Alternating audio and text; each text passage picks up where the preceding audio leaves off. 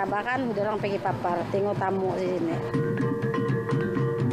They have a great history of tradition. They want to keep the tradition moving on through generations. Mereka di sini memang mempunyai persefahaman yang erat lah.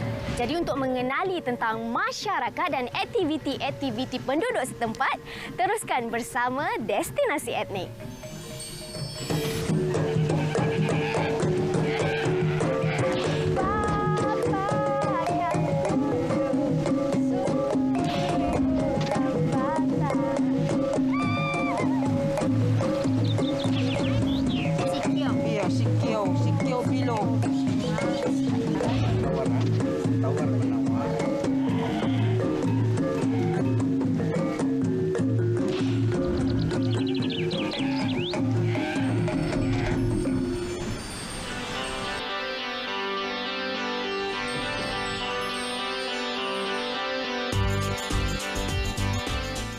Pekan Papar terletak lebih kurang 40 km dari kota Kinabalu.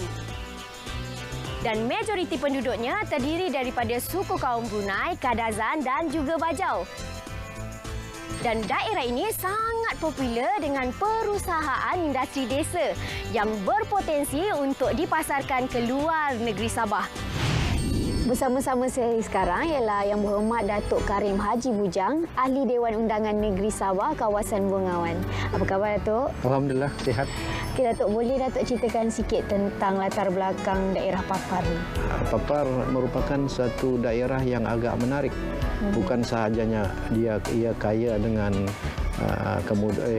kecantikan alam sekitar, tetapi juga Papar kaya dengan adat dan tradisi yang terdapat di daerah ini dan mungkin tidak terdapat di kawasan-kawasan lain.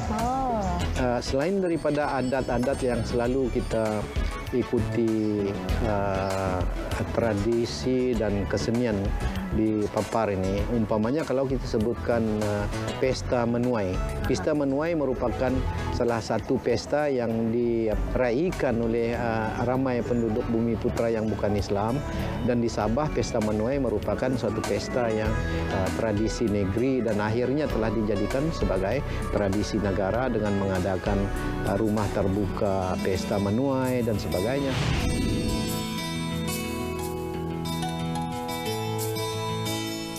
Penduduk Papar memang terkenal dengan industri desa mereka.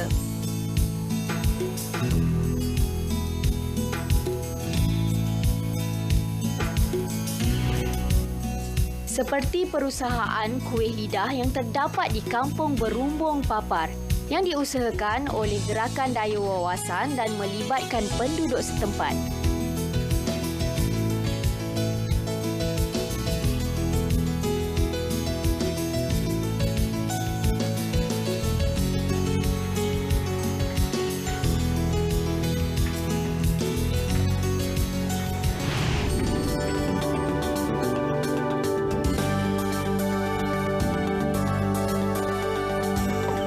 Sekarang saya berada di Kampung Sapat Papar untuk melihat cara pembuatan ulu dan sarung parang.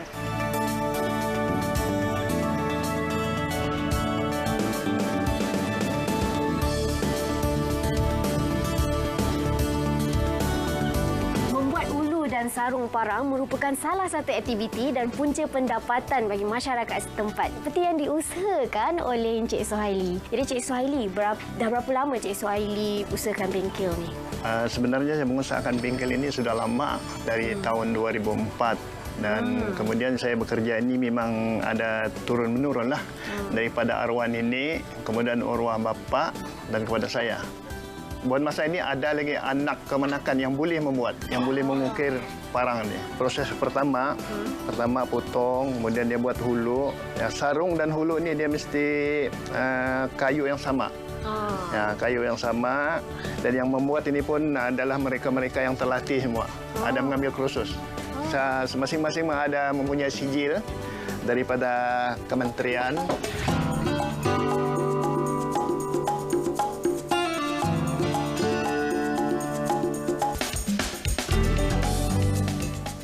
Inilah produk-produk yang telah selesai kami siapkan. Cik Jalil lah.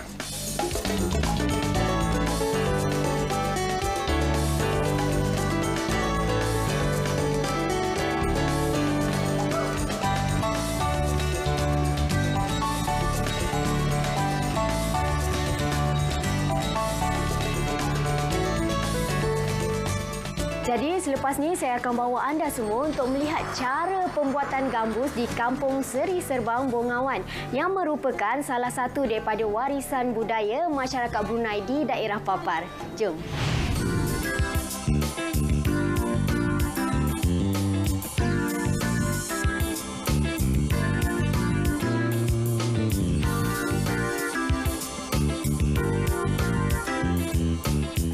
Sekarang saya berada di Rumah Awang Besar Pangeran Apung untuk melihat cara pembikinan salah satu alat muzik tradisional kaum Brunei iaitu gambus. Boleh Pak Cik ceritakan sedikit cara pembuatan gambus ni?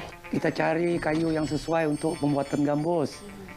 Jadi kayu yang kita cari itu pertama kali kalau ada kayu nyirih, kayu tegawan-tegawan, kalau ada kayu angsana. Jadi 3 jenis kayu ini paling sesuai untuk dibuatkan gambus. Kemudian kita potong kayu itu sepanjang lebih kurang 42 inci. Jadi lebarnya setidak-tidaknya mau 12 inci ataupun 14. Selepas itu kita belah sirum. Yang dah boleh bagi 2. Sebab ni gambus ni kalau ikut dia punya kepala panjang daripada ini. Jadi kalau kita belah kayu bulat tu kita bagi sirum. Kalau mau ikut tradisi gambus suku kaum Brunei, pertama ia sebatang kayu, kedua kita pakai simbol ni. Kalau ini tiada, bukan gambus suku kaum Brunei, bukan. Itu baru gambus suku kaum Brunei. Begitu.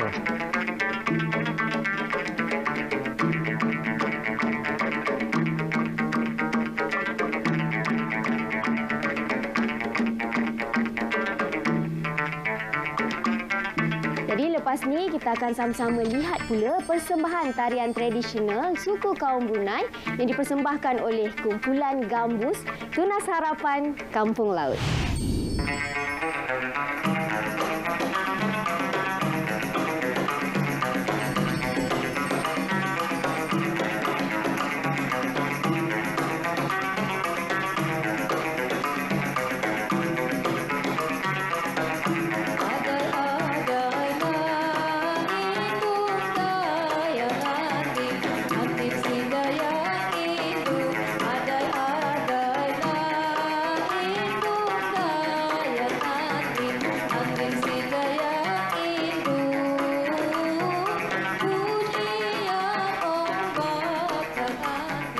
Di mana yang sedia maklum iaitu rata-rata penduduk di kampung laut ini adalah terdiri daripada suku kaum Brunei asli.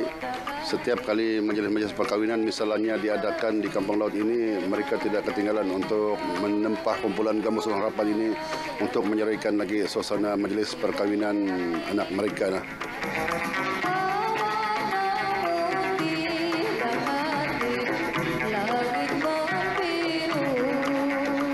Yang kita tahu kepupusan alat-alat tradisional ni semakin lama semakin ketara dan ianya kita tidak mau hilang begitu sajalah. Dan dari situ kita mula memperkenalkan alat-alat tradisional suku kaum Brunei ini untuk dipelopori oleh golongan-golongan yang muda seperti sekarang.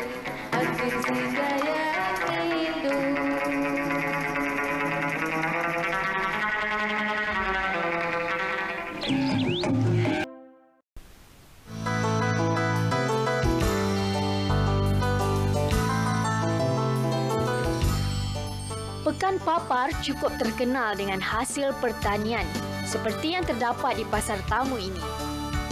Dan di sini mungkin kita dapat mengenali atau mengetahui cara pemakanan penduduk setempat.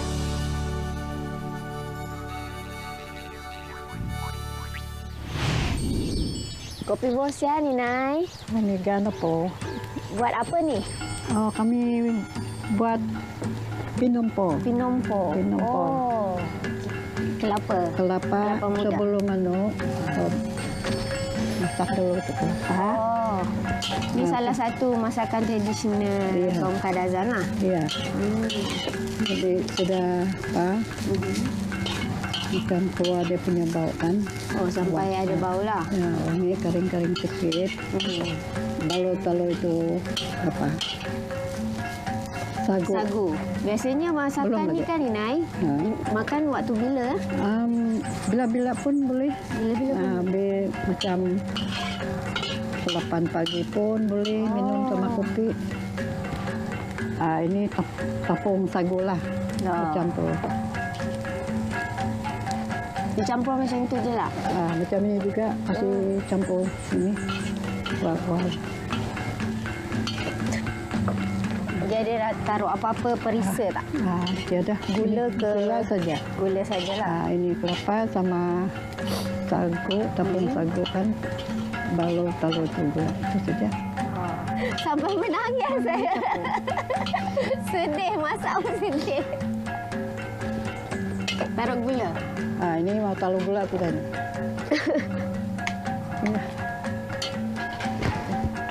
Dia gaul sajalah. Gaul macam ini. Jadi ni dah sudah ke belum? Sudah. Sudah masak dah? Sudah masak. Boleh angkat. Boleh angkat sudah. Jadi boleh makan. Kulit lesat.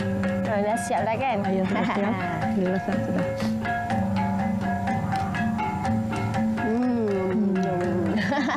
Sedap.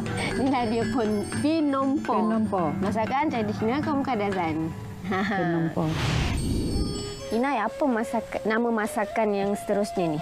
Ini macam hinang gazang. Hinang gazang. Oh, okey. Jadi macam mana nak mulakan tu? Mula tu dah. Ambil sagu ya? Sagu. Tambah sikit. Ini kita kasih goreng sampai sampai masak lah, sampai ada bau lah. Ada. Sudah dia masak, baru taruh dia baru taruh pisang. Pisang yang dihiris lah. Hiris macam tu. Jadi Inai sediakan pisang lah, saya jaga yang ini. Boleh? Boleh. Ini sampai dia tukar warna ya? Ya, dah itu. Ini sudah masak sudah yang hinang gazang ni. Dia tak campur apa-apa ni. Dia sagu tu sajalah. Cuma dia tambah Tapi kalau kita suka campur apa boleh juga kalau kau makan. Kita makan kalau suka macam campur apa gula kah boleh. Oh.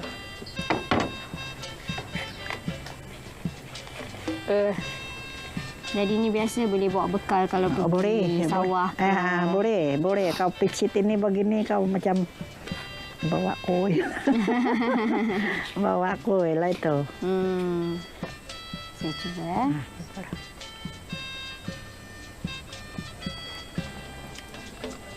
Kalau pisang dia lagi masak lagi sedap kan? Ya, sudah masak betul pun lebih sedap. Memang sedap. Jadi sekarang Inai mau buat apa pula? Bikin ambuyat. Ambuyat. Ini tapung dari sagu. Sagu. Sendiri bikin. Oh. Bapak saya pandai bikin.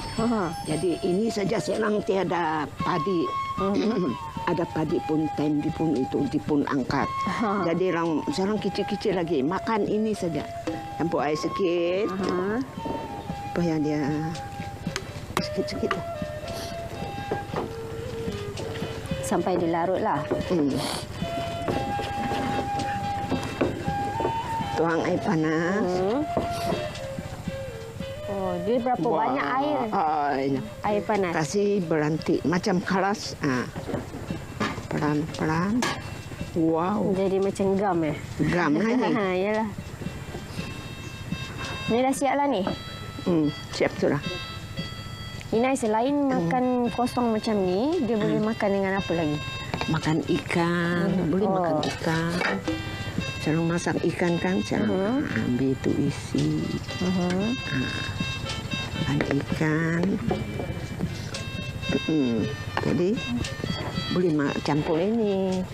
Oh, ini apa tadi? Tuhau. Tuhau. Kalau suka makan bambangan, jeruk bambangan. Jeruk bambangan. Oh. Okey. Try. Makan macam tu juga.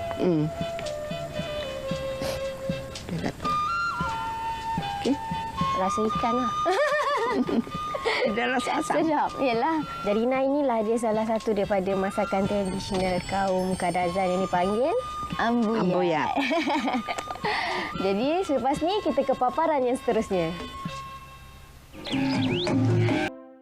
Bersama-sama saya sekarang ialah Encik MB David Paulinus yang merupakan wakil penduduk Kampung Papaga Papar. Mengenai dengan Kampung Papaga ini, mengenai dengan cara-cara hidup dia ini, inilah bersawah padi saja untuk menyalakan hidup mereka, dan orang Papaga ini boleh dikatakan tiada masalah pada masa dulu, dia macam senang saja begitulah. Di Kampung Papaga ini kalau cara dia orang macam mendirikan rumah tangga lah, kira dia begitu. Perempuan itu sama si laki-laki kalau sudah suka sama suka, jadi si laki-laki ini akan memberitahu kepada ibu bapaknya yang dia suka kepada si perempuan itu. Jadi dari itu si ibu bapak dengan lelaki ini dia pun mencari orang yang yang menghantarkan pertunangan itu. Daripada 4 orang itu dia menyediakan alat-alat pertunangan yang dulu punya lah, seperti siri. Siri ini cuma 14 keping helai lah. Daun sirih. Daun sirih. 14 keping lah. Macam ini daun sirih ini 14 keping. Jadi sirih ini kena pilih juga. Yang elok. Yang elok, dan di tengah-tengah dia ini mesti bercantum dia punya urat lah. Selain daripada itu, dia ini ada juga bawa pinang muda lah. Pinang muda. Pinang muda. Dan tidak sunyi juga dia bawa sigup begitu, kirai begitu. Jadi ada gambir lagi yang dibawa. Apabila persetujuan itu dicapai, jadi juri itu dengan juri sebelah laki-laki datang berkumpul balik, dan mereka membuat satu cara dengan apa ini dia kasih keluar ini macam nikirai. Pihak perempuan dia mengatakan dia minta 3 ekor kerbau begini, dan uang belanja hangus dia katakan dia 3.000, dan mungkin dia cakap lagi 1.000 itu berian. Ini dia cakap beginilah. Jadi juri runding yang sama-sama berunding itu, kalau dia mengatakan, dia kata kalau buka ini separuh dia kasih miring beginilah. Jadi berarti 2 kerbau, 1.000 berian, ini belanja dapur 2.500 lah begitu. Tambah sedikit yang saya tahu lah. Baiklah, terima kasih Uncle. Terima kasih banyak-banyak. Sama-sama, terima kasih.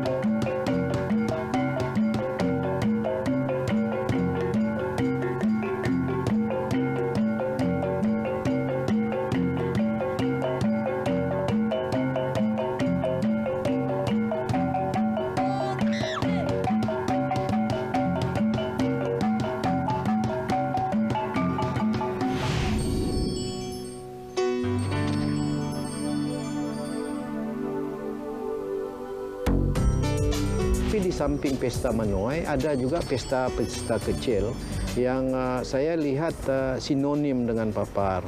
Umpamanya di satu kampung yang dikenali sebagai Kimanis, ada perayaan yang saya tidak pernah ketahui dirayakan di kampung-kampung lain selain daripada Kimanis. Perayaan ini merupakan perayaan mereka panggil sebagai memberi makan sungai. Dalam arti kata lain, mereka akan menyediakan makanan dan menyerahkan makanan tersebut dengan meletakkan makanan itu sama ada di tanjung, di bawah pokok, dan akhirnya akan sampai ke muara sungai. Sebab itulah dia dipanggil majlis memberi makan kuala sungai. Saya lihat ada kebaikan di sebalik istiadat kebudayaan tersebut. Dia boleh membantu kita dalam melestarikan alam sekitar, di samping memperkayakan masyarakat setempat dengan istiadat kebudayaan yang telah pun kita warisi sejak sekian lama. Terima kasih, Datuk. Terima kasih kembali.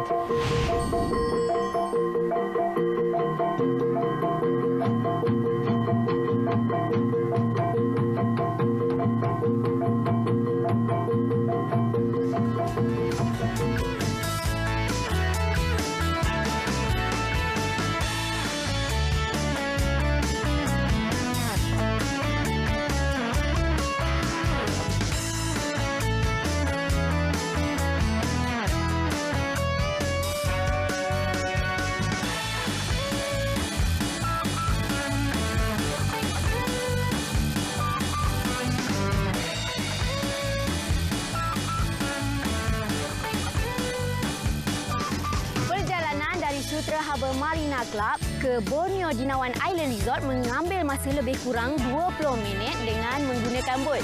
Borneo Dinawan Island Resort merupakan salah satu destinasi pelancongan yang patut anda kunjungi di daerah Papar.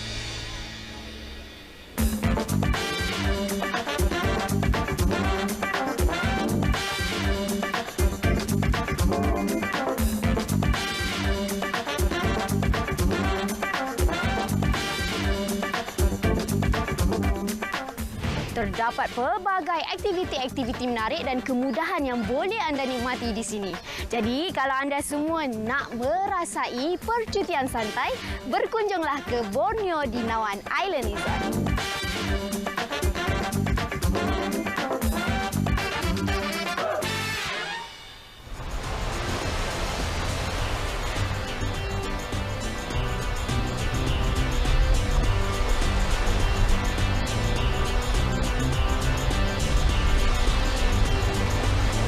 Destinasi etnik untuk episod kali ini berakhir di sini.